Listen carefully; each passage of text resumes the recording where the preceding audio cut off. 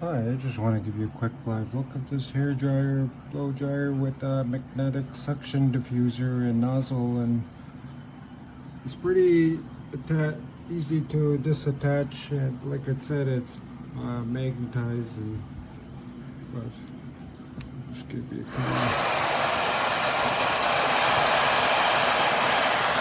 the cool.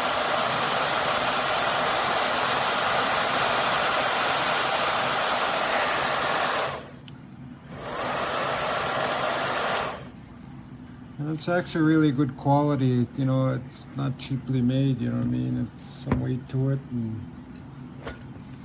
just want to show you it's nice and thick, you know what I mean? Just wanted to give you a quick live look, and definitely awesome and great quality, and I'm just about to test that out too, so not just show you guys. Anyway, thanks for watching my video view.